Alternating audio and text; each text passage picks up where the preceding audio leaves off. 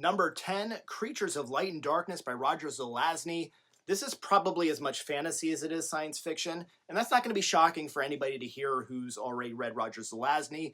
It definitely belongs on this science fiction list.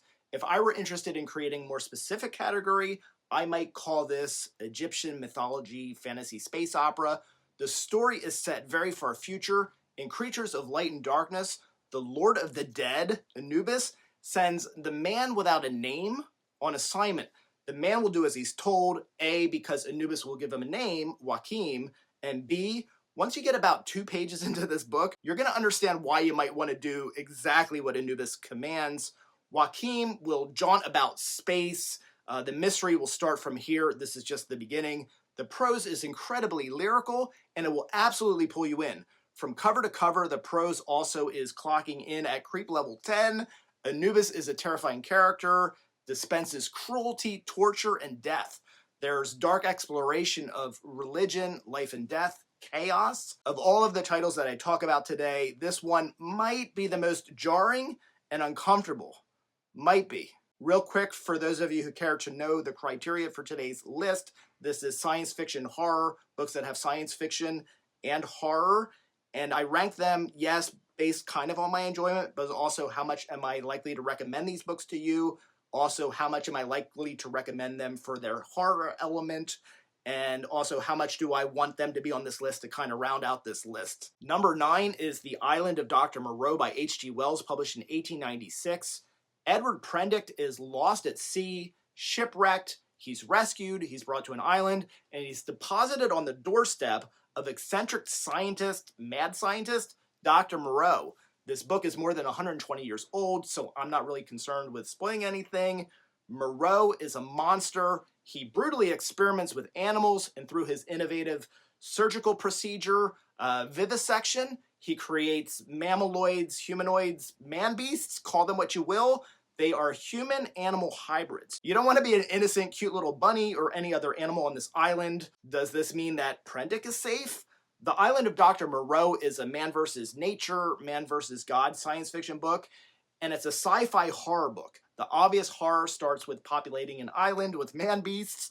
Imagine fleeing through the forest, unsure what messed up creature might be lurking around any corner. There's even a vibe that comes from the world building that includes, sounds and smells, like the antiseptic smell of the operating room, and the suspicion of what could be going on with the animals that are going in, all of that. The tormented mind of an evil doctor playing God.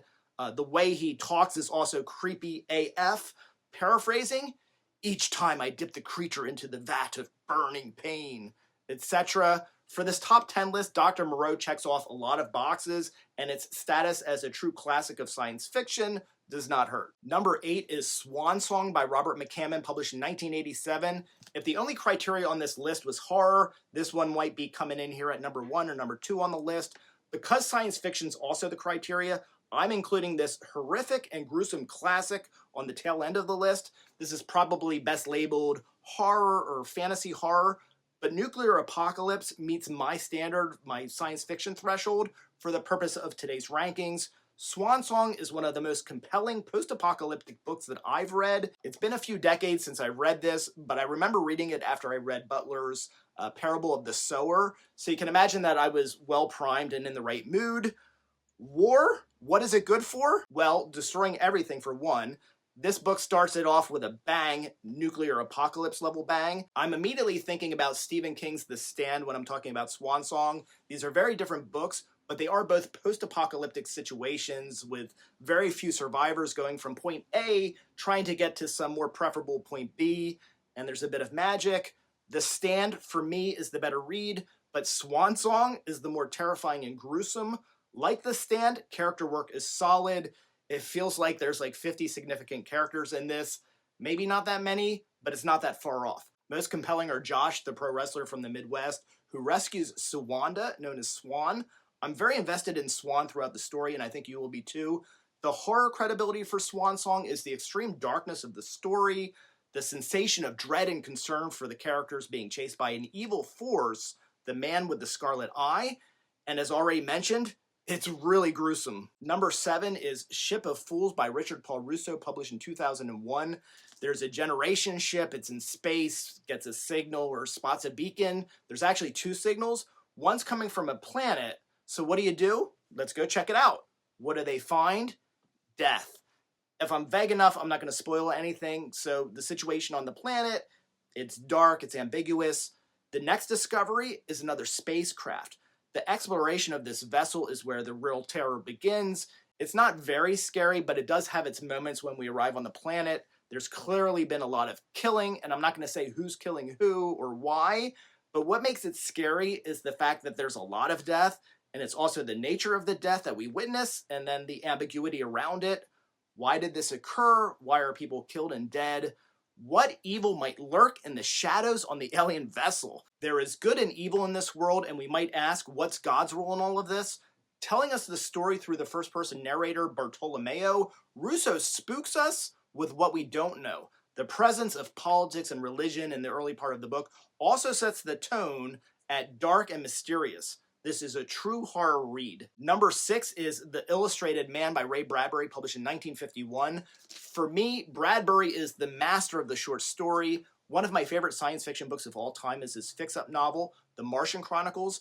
While those stories do have their spooky moments, today I'm giving the nod to this collection of shorts in The Illustrated Man. There are more than 15 stories in the collection. There are 0 weak spots. There are 0 letdowns. These stories are existential. They're transcendental. Highlights include The Veldt. This story is like cyberpunk, but without the punks, unless punks can mean little punks.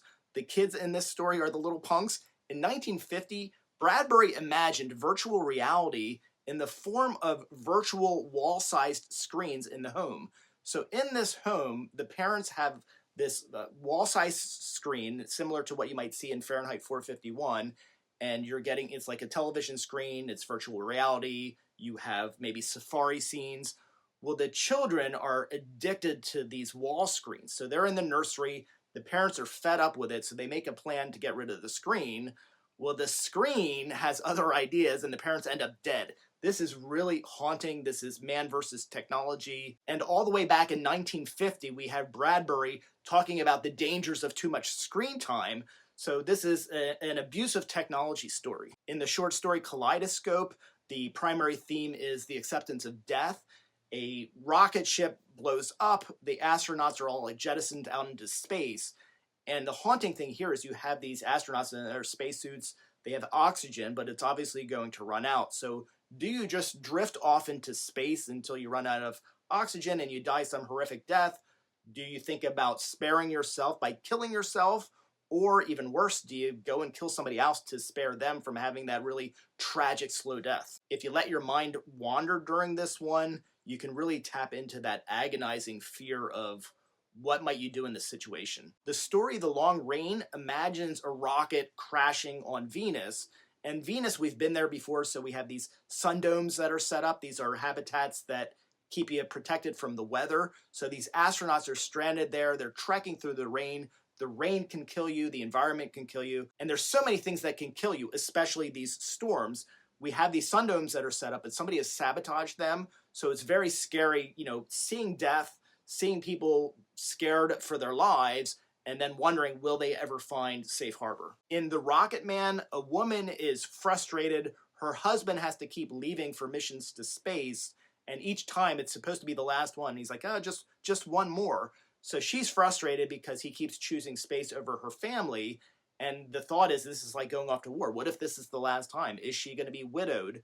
Is her child going to grow up without a father? And it's really terrifying to think about because from the father's perspective, he's like, okay, I go and then I come back. This will be the last one.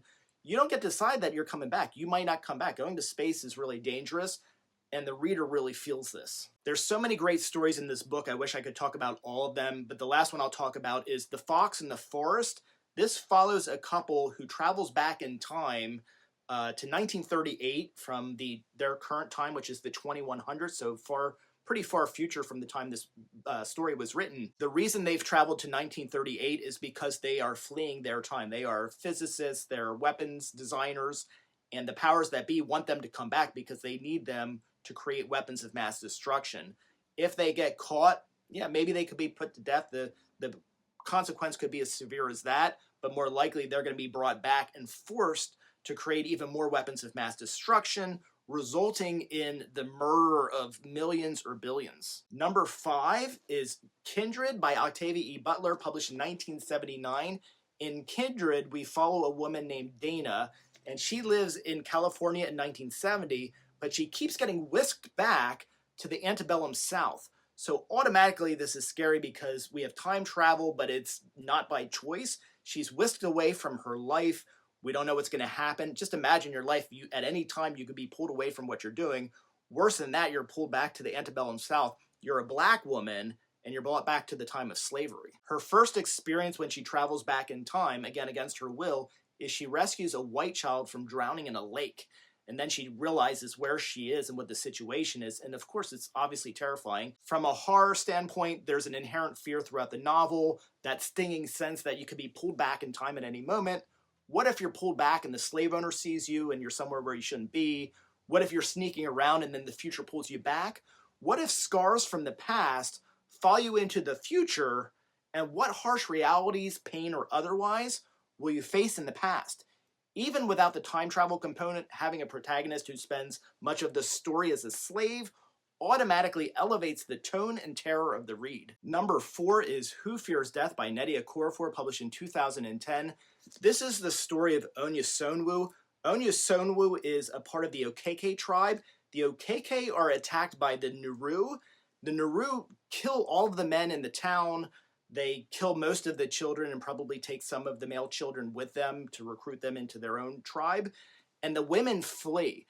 Onyesonwu is the product of a rape. So her mother and the other women, they flee, but then the Naru catch up with them and they rape the women. It's pretty graphic. It's pretty terrifying. So right there, you're already in your horror element. Onyesonwu is what's known as an Ewu. The Ewu are those who are of an Okeke mother and a rapist Naru father. Onyesonwu will come to realize that she has mystical or magical powers, and she will set off with a crew of unlikely friends to trek across the desert. And this is post-apocalyptic, far-future Sudan. She treks across the desert, and she's in search of her father, who is also some sort of sorcerer of great power, and then there's going to be a really big standoff. Rounding out the horror and the terror is the extreme physical pain and the threat of physical pain, an all-powerful magical father out to kill his daughter, things like female circumcision that are very uncomfortable, all the threats of the desert, starvation, bandits, marauders, the heat of the desert,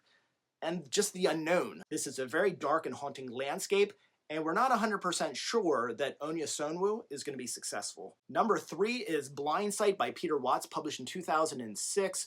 Blind Sight is a first contact novel. It's a really good one.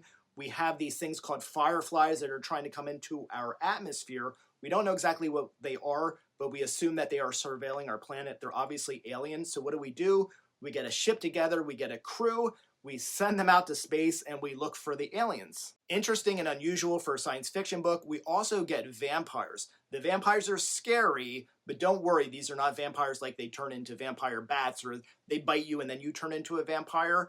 These vampires are human ancestors from way, way back. We've sort of resurrected this genome and have brought them back into existence. Yes, they want to feast on humans, but there's a science fiction reason for that, and it's good enough. And these vampires do add to the story. It definitely adds to the creepy factor too, because you have these vampire beings who are basically, they're humans that are probably stronger, they're more aggressive, they have a natural instinct to want to kill and eat humans, but they're also really, really intelligent. It's sort of wild that the vampire leader of the crew on the ship will remove himself from the presence of potential victims, the humans, because maybe he can't control himself. That alone is creepy, but even the way that Watts describes the vampire, how he moves about the ship and how he sort of glides around and moves with finesse, creates a very spooky vibe. Then, of course, there's the unknown and the mystery of a potential alien foe. When we do come upon their ship, it's a very, kind of spooky vibe there also. Watts also imagines in this universe that we have gotten to the point where we can transfer consciousness to sort of a digital or virtual state. So we have these folks who are in heaven, and basically it's almost like an afterlife, but we can commune with these virtual beings in dedicated spaces, But really what they are is we can see their consciousness and they can project whatever they want to project. But really they are just like a slowly rotting body in an underground vat. And that's kind of spooky too. Number 2 is Hyperion by Dan Simmons, published in 1989. This book could be number 1 on many lists, but it's so much more than just horror that we're going to put it here at number 2 because it's not just a horror novel. The horror elements in this are the blade-covered creature, the Shrike. The Shrike is terrifying. He's just metal blades. You know, he might wander up next to you or just show up next to you and impale you. That's scary. Then he has this death tree of immortality that you might end up on the tree hanging from the blades of the tree, just bleeding out but not dying. In the book, we're following multiple pilgrims who are on a trek to the time tombs of Hyperion. These time tombs exist in an entropy field where everything's moving backwards in time. And in the vicinity of the time tombs is the Shrike. So that's kind of horrifying. We hear each of the pilgrims' stories throughout the book, and the first one we hear about is the priest's tale, and we're talking about Father Duray and his experiences on Hyperion. What's so terrifying is we first see the priest among these other people who are just basically like zombies. He can't really communicate with them. He doesn't know what they're doing. They're going over the side of a cliff. Long story short, he ends up with like this crucifix or cruciform emblazoned on his body. It's like growing out of his flesh. And anytime he tries to move from the area, the pain becomes so intense that it's like burning. It's walking through a burning field, and it's just absolutely horrific. Seeing his pain is agonizing. Witnessing other characters and their relationship to the Shrike and the terror of the Shrike appearing at any moment, not knowing when it's going to happen, and his power, all of that is very terrifying and haunting. Nothing as haunting as the priest's tale, but there are other things, like they're all on a ship and they're going through this sea of grass, and you know, could there be monsters in the grass? Could somebody go missing off of the ship? And then there's the unknown nature of the time tombs and some of the other stories that happen around the time tombs and inside the time tombs. It's all very frightening. Finally, we're at the number 1 book on the list, but before we get there, I want to hear from you. What is missing from this list? What do you want to see on here? There are some books that probably belong on this list, and I left them off. And the reason why is because I'm doing a lot of top 10 lists, so maybe they appear on one of the other lists, and I didn't want to overwhelm all of the top 10s with the same books. Some of these books I went ahead and put into the honorable mentions because I'll still recommend them to you for the science fiction horror category. Books like Adam Roberts' The Thing Itself, and Alan Dean Foster's novelization of the Alien screenplay. Even if you've seen the movie Alien, check this out because they are very similar, but there are enough differences to make this a worthwhile read. Also on the honorable mentions list are Mary Doria Russell's The Sparrow, and while this isn't one of my favorite reads, I would recommend it in this category. We also have Mary Shelley's Frankenstein, which you might think should be on this list. I do love this book, and it will be on other lists. I purposely don't want to put it on the top 10 for the horror list because it really is a science fiction book that to me has horror elements, and I want to kind of highlight that by having it not on the list but really in the honorable mentions. There is Michael Crichton's Sphere, Pushing Ice by Alistair Reynolds, The Legacy of Heorot, Blood Music, Time is the Simplest Thing, Vonnegut's Cat's Cradle, Starfish by Peter Watts, and Crash by J.G. Ballard. Finally, at number 1 on the list is George Orwell's 1984, published in 1949. Winston Smith works at the Ministry of Truth. Winston Smith must do and act as the party wishes him to, and so does everybody else. The party is all-powerful. You must do, say, and think exactly as the party wants you to. 1984 is core dystopian fiction. Winston Smith is not happy with what's going on in this world, and maybe he questions it, but you got to be careful because you have eyes on you at all times, whether it's your co-workers, whether it's the surveillance all around you, whether it's even members of your own family. Surveillance is everywhere, so even though Winston Smith is not content with what's going on in the world, he needs to keep that to himself. But there are other characters that maybe have more revolutionary ideas. Maybe they do, maybe they don't, but maybe they want to pull him in, and therein lies the terror. We're always being watched. There's no freedom, there's no liberty. You must think and act as you're told. This is enforced by the party INGSOC, led by Big Brother, and they use the thought police to make sure you stay in line. We're constantly rewriting history. There's this idea, if the party says we're not at war with East Asia, you have to accept that, whether it's true or not. And not only that, they might say, you have to believe and accept that we've never been at war at East Asia, which means you now have to tap into your memory of knowing that we were at war with East Asia and then banish that from your mind. And if that's not enough to creep you out, we have beatings, torture, and rats. Because this is an imagined future that feels in many ways eerily similar to things going on in our own world, that makes 1984 the most horrifying novel on this list. Thank you for watching. I'm Michael Leverts, and this is Fit to be Read.